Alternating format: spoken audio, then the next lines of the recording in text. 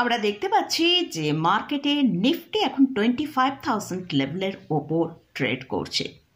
তো আমরা কি সব স্টকের মধ্যে এতটা ভ্যালু দেখতে পাচ্ছি? না, মার্কেটে এমন অনেক স্টক আছে যে স্টকগুলো এখন আন্ডার ভ্যালুড পজিশনে আছে। তারই মধ্যে থেকে আজকে আমি দুটো under valued mid cap stock নিয়ে ডিসকাস করব। আমার অনেক ভিউয়ার্সরা এই মিড ক্যাপ এবং স্মল ক্যাপ ক্যাটাগরির যেসব স্টক আছে তা দিয়ে পোর্টফোলিও তৈরি করার জন্য আলোচনা করার জন্য রিকোয়েস্ট করেছেন। তো আজকের ভিডিওয়ে তাই আমি দুটো মিড ক্যাপ স্টক নিয়ে ডিসকাস করব, যে স্টকগুলো কিন্তু আমরা এখন আমাদের পোর্টফোলিওয়ে অ্যাড করতে পারি এবং তাই সেই সব স্টকের ফান্ডামেন্টাল এবং সেই স্টকগুলোর চার্ট নিয়েও আজকের ভিডিওয়ে আলোচনা করব। তবে প্রথমেই বলে রাখি, এই যে স্টকগুলো নিয়ে আলোচনা করছি জাস্ট এডুকেশনাল পারপাসে আপনাদের সাথে এই স্টকগুলো নিয়ে আলোচনা করব। এই স্টকে কিন্তু কোনো রকম কোনো বাই বা সেল রেকমেন্ডেশন আমি করছি না। আর এই স্টকগুলো যদি কোথাও কোনো পজিশন নিতে চান তার আগে ভালো করে চার্ট অ্যানালিসিস করে নিয়ে ফান্ডামেন্টাল অ্যানালিসিস করে নিয়ে তারপরই পজিশন নেবার জন্য চিন্তা ভাবনা করবেন। চলুন তাহলে ভিডিওটা শুরু করা যাক। ভিডিও শুরু করার আগে বলি, চ্যানেলে যদি ফার্স্ট টাইম ভিজিট করে থাকেন চ্যানেলটা সাবস্ক্রাইব করে নেবেন আর পাশে থাকা বেল আইকনটা প্রেস করে রাখবেন। আমি ভিডিও আপলোড করার সাথে সাথে আপনাদের কাছে ভিডিওটা পৌঁছে যাবে। আর ভিডিওটা যদি ভালো লাগে লাইক এবং শেয়ার করতে ভুলবেন না।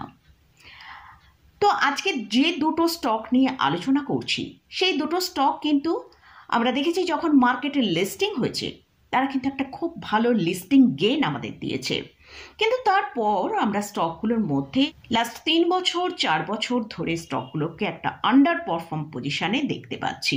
ফার্স্ট যে স্টকটা নিয়ে আলোচনা করছি সেটা হচ্ছে আইআরসিটিসি। এটা একটা মনোপলি স্টক। স্টকের কারেন্ট প্রাইস চলছে 722 টাকা। আইআরসিটিসির ফুল ফর্ম হচ্ছে Indian railway catering and tourism corporation. এটি সরকারি মালিকাধীন উদ্যোগে এবং ভারতীয় রেলওয়ের সহায়ক সংস্থা। পুরো ভারত জুড়ে তারা টিকিট বুকিং, ট্রেন এবং স্টেশনে ক্যাটারিং এবং পর্যটন পরিষেবা পরিচালনা করে। এছাড়াও এই কোম্পানি প্যাকেটজাত যে পানীয় জল তারা রেল স্টেশন এবং ট্রেনে সাপ্লাই করে। এটা একটা মিড ক্যাপ ক্যাটাগরি স্টক। এদের মার্কেট ক্যাপিটালাইজেশন 57,700 করোড়ের ওপর। এই কোম্পানির ফান্ডামেন্টাল কিন্তু খুবই স্ট্রং। এই কোম্পানির যে কারেন্ট প্রাইস চলছে সেটা 722 টাকার কাছে। এই কোম্পানিতে কারেন্ট যে পি চলছে সেটা হচ্ছে 44.2। তো আমরা একবার ইন্ডাস্ট্রি পি এর দিকে যদি ওয়াচ করি সেটাও কিন্তু এখন 44.02 এর কাছে আছে। এছাড়াও যদি আইআরসিটিসির মিডিয়ান পি দেখি সেটা হচ্ছে 66, অর্থাৎ স্টকটা কিন্তু এখন অনেকটা লোয়ার ভ্যালুতে ট্রেড করছে। এই কোম্পানি হেলদি ডিভিডেন্ড পে করে। কোম্পানির আরওই সেটা হচ্ছে 37.2% কাছাকাছি। আরওসি হচ্ছে 49%। এটা একটা অলমোস্ট ডেট ফ্রি কোম্পানি। কোম্পানির লাস্ট 5 ইয়ার্সের প্রফিট গ্রোথ 20% CAGR এ গ্রোথ হয়েছে। কোম্পানির প্রত্যেক বছরে কিন্তু রিজার্ভের মধ্যেও ভালো গ্রোথ আছে। আমরা দেখতে পাচ্ছি মার্চ 2025-এ যে রিজার্ভটা দেখিয়েছে সেটা 3,503 করোড়। এই কোম্পানিতে প্রোমোটারের হোল্ডিং 62.40%, অর্থাৎ খুব স্ট্রং হোল্ডিং রয়েছে প্রোমোটারদের। এফআইএসদের হোল্ডিং আছে 7.28%, ডিআইএসদের হোল্ডিং আছে 14.16%, পাবলিকের কাছে আছে 16.17%। তো আমরা যদি একবার আইআরসিটিসির মান্থলি চার্টটা ওপেন করি, যেহেতু আমরা এই ইনভেস্টমেন্টটা লং টার্মের জন্য চিন্তা করছি তাই কিন্তু আমরা এই কোম্পানিরও লং টার্মের চার্টের দিকেই ফোকাস করব। আমরা দেখতে পাচ্ছি যে স্টকটা তার হায়ার লেভেল যেটা তৈরি করেছিল 1200 টাকার ওপর, সেখান থেকে স্টকটা এখন প্রায় 43% নিচে ট্রেড করছে। তবে এটা মনে রাখতে হবে যে এটা একটা মিড ক্যাপ ক্যাটাগরি স্টক, তাই কিন্তু এই স্টকের মধ্যে একটা ভোলাটিলিটি থাকবে। কিন্তু যেহেতু হাই গ্রোথ স্টক তাই আপ অ্যান্ড ডাউনটাও বেশি রয়েছে। স্টকটার লাস্ট 3 বছর ধরে আমরা দেখছি একটা আন্ডার পারফর্ম করছে। এই কোম্পানিতে যদি লং টার্মের জন্য আপনার ওয়াচ লিস্টে রাখতে চান তাহলে অবশ্যই কিন্তু এই স্টকটাকে আপনার ওয়াচ লিস্টে রাখতে পারেন। তবে এই কোম্পানিতে লামসাম ইনভেস্টমেন্ট এক্ষুনি না করাই আমার মনে হয় বেটার। যদি এই কোম্পানিতে ইনভেস্টমেন্ট করতে হয় তাহলে আমার মনে হয় এসআইপির মাধ্যমে রেগুলার মান্থলি বেসিসে ইনভেস্টমেন্ট করাটা বেটার হবে। কারণ স্টকের প্রাইসের মধ্যে যে আপ অ্যান্ড ডাউনটা আমরা দেখতে পাচ্ছি, সেটা যদি আমরা এই কোম্পানিতে ইনভেস্টমেন্ট করতে চাই তাহলে কিন্তু প্রাইসের মধ্যে অ্যাভারেজিংটা ভালো হবে যদি আমরা এসআইপির মাধ্যমে অর্থাৎ সিস্টেমেটিক্যালি ইনভেস্টমেন্ট প্ল্যানের মাধ্যমে ইনভেস্ট করি। তো তার ফলে আমাদের লং টার্মের জন্য যে স্টকের মধ্যে যে গ্রোথ, সেটা কিন্তু আমরা খুব ভালো দেখতে পাবো। নেক্সট যে স্টকটা নিয়ে আলোচনা করছি সেটা হচ্ছে হ্যাপিয়েস্ট মাইন্ড টেকনোলজি। স্টকের কারেন্ট প্রাইস চলছে 573 টাকা। এই কোম্পানি একটি ভারতীয় আইটি পরিষেবা সংস্থা যা ডিজিটাল রূপান্তর এবং cloud computing, data analytic, AI এবং আইটি পরিষেবা দিয়ে থাকে। এছাড়াও এই company BFSI, ed tech, health care, high tech এবং অন্যান্য সেক্টরের ওপর কাজ করে। এই কোম্পানি কিন্তু আগামী দিনে একটা খুব ভালো গ্রোথ আসার সম্ভাবনা আছে। এটাও একটা মিড ক্যাপ ক্যাটাগরি স্টক। এই কোম্পানির মার্কেট ক্যাপিটালাইজেশন 8,699 করোড়। স্টকের কারেন্ট পি চলছে 43.9, কিন্তু আমরা যদি ইন্ডাস্ট্রি পি দেখি সেটা 26.5 এর কাছে। তো এছাড়াও আমরা যদি কোম্পানির মিডিয়ান পি এর দিকে ফোকাস করি সেটা হচ্ছে 53.8।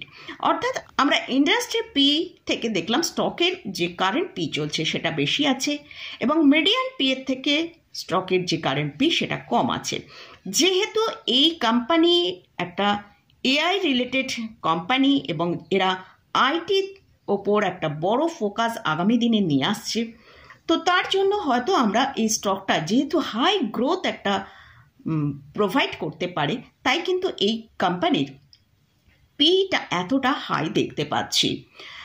তো এই কোম্পানিও একটা ভালো ডিভিডেন্ড পে করে।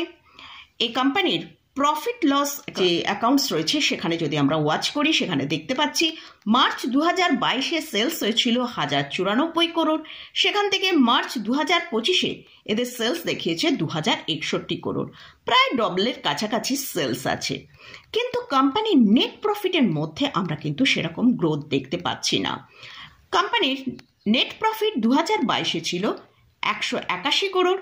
সেখান থেকে 2022-এ আমরা দেখছি অর্থাৎ লাস্ট 3 বছরে প্রফিট হয়েছে 185 করোড়, অর্থাৎ একটা ফ্ল্যাট প্রফিট আমরা দেখতে পাচ্ছি এবং তাই কিন্তু স্টকের প্রাইসের মধ্যেও তার একটা ভালো এফেক্ট আমরা দেখতে পাচ্ছি। তো এই কোম্পানির যদি শেয়ার হোল্ডিং প্যাটার্নের দিকে ফোকাস করি সেখানে আমরা দেখছি প্রমোটাররা 2023 থেকে 2025-এ প্রায় 9%-এর মতন তাদের হোল্ডিংয়ের পজিশন কমিয়েছে। তো তার ফলে কি হচ্ছে, এখন প্রমোটারের যে হোল্ডিং রয়েছে সেটা 2023-এ ছিল 53.24%, সেটা কমে এখন 2025-এ হোল্ডিংয়ের পজিশন হয়েছে 44.22%। এফআইসের হোল্ডিং হচ্ছে 5.33%, ডিআইসের হোল্ডিংয়ের পজিশন আছে 10.57% এবং পাবলিকের কাছে হোল্ডিং আছে 38.48%। তো আমরা এইসবের জন্য কিন্তু একটা স্টকের প্রাইসের মধ্যে ভালো ডিক্লাইন দেখছি। স্টকটা কিন্তু এখন একটা কনসোলিডেশন ফেজের মধ্যে চলছে। আমরা একবার স্টকের চার্টের দিকে ফোকাস করব। সেখানে আমরা দেখতে পাচ্ছি স্টকটা কিন্তু একটা ভালো হায়ার সাইড থেকে একটা ডাউন ট্রেন্ডের মধ্যে এখন ট্রেড করছে। তো সেখানে আমরা দেখতে পাচ্ছি স্টকটা তার হায়ার লেভেল থেকে এখন প্রায় 61% নিচে ট্রেড করছে। স্টক 2021-এ মার্কেটে লঞ্চ হয়েছিল, সেখানে আমরা দেখতে পেয়েছি যে রিটার্নটা দিয়েছিল সেটা হচ্ছে 384% রিটার্ন দিয়েছিল। তারপর আমরা লাস্ট 4 বছর ধরে স্টকটাকে কিন্তু একটা আন্ডার পারফর্ম করতে দেখছি। তবে এই স্টকের ক্ষেত্রে বলবো যদি ইনভেস্টমেন্ট করতে চান লং টার্মের জন্য সেটা কিন্তু করা যেতে পারে। আর এই স্টকেও যখন ইনভেস্টমেন্ট যদি করতে চান তাহলে অবশ্যই এসআইপির মাধ্যমেই ইনভেস্টমেন্ট করাটা বেটার, অর্থাৎ সিস্টেমেটিক্যালি ইনভেস্টমেন্ট প্ল্যানের মাধ্যমে ইনভেস্ট করাটা ঠিক হবে। এটা একটা আইটি সেক্টরের স্টকটা বিলং করে, যেহেতু আমরা দেখতে পাচ্ছি আইটি সেক্টরের মধ্যে একটা ভালো ডিক্লাইন চলছে, তাই কিন্তু স্টকের মধ্যেও ভালো ডিক্লাইন চলছে। তো যখনই আইটি সেক্টর ভালো পারফর্ম করতে শুরু করবে তখন কিন্তু এই স্টকের মধ্যেও আমরা ভালো পারফর্ম করতে দেখতে পারি। তাই যদি লং টার্মের জন্য ইনভেস্টমেন্ট করতে চান অবশ্যই এসআইপির মাধ্যমে ইনভেস্টমেন্ট করা যেতে পারে। তো মোটামুটি এই দুটো স্টক নিয়ে আলোচনা করলাম আজকের ভিডিওয়ে। এই দুটো স্টকই আন্ডার ভ্যালুড পজিশনে রয়েছে। আগামী দিনে এই স্টক দুটোর মধ্যে কিন্তু একটা ভালো রিটার্ন আসার সম্ভাবনা আছে। তো যখনই এইসব আন্ডার ভ্যালুড স্টকে ইনভেস্টমেন্ট করবেন তার জন্য ইনভেস্টমেন্টের যে পদ্ধতি সেটা হচ্ছে লামসাম ইনভেস্ট না করে এসআইপির মাধ্যমে ইনভেস্টমেন্ট করাটা বেটার হবে। কারণ তাতে আপনার যে শেয়ারের যে প্রাইসটা দাঁড়াবে সেখানে একটা ভালো অ্যাভারেজিং হবে, এবং যদি স্টকটা আবারও ডিক্লাইনে আসে সেক্ষেত্রে কিন্তু আপনি লোয়ার প্রাইসে আপনার যেহেতু সিস্টেমেটিক্যালি ইনভেস্টমেন্ট প্ল্যানের মাধ্যমে বাই করছেন সেক্ষেত্রে কিন্তু আপনি লোয়ার প্রাইসেও বাই করে নিতে পারছেন। তাই স্টকের অ্যাভারেজ প্রাইসটা ঠিকঠাক জায়গায় আসবে এবং লং টার্মে এর গ্রোথটাও আমরা খুব ভালো দেখতে পাবো। তো মোটামুটি আজকের ভিডিও এই দুটো স্টক নিয়ে আলোচনা করলাম। তবে আবারও বলছি, জাস্ট এডুকেশনাল পারপাসে এই স্টকগুলো নিয়ে আলোচনা করলাম। এই স্টকগুলোয় কিন্তু কোনো রকম কোনো বাই রেকমেন্ডেশন করছি না। যদি এই স্টকে কোথাও কোনো পজিশন নিতে চান তার আগে ভালো করে ফান্ডামেন্টাল এবং চার্ট অ্যানালিসিস করে নিয়ে তারপরই পজিশন নেবেন। যে স্টকের মানে পারফরমেন্স কিরম হচ্ছে সেটার দিকেও কিন্তু ওয়াচ রাখাটা খুব দরকার। তো মোটামুটি আজকের ভিডিওটা এখানেই শেষ করছি। ভিডিওটা যদি ভালো লাগে অবশ্যই লাইক করবেন, শেয়ার করবেন, সাবস্ক্রাইব করবেন। ধন্যবাদ।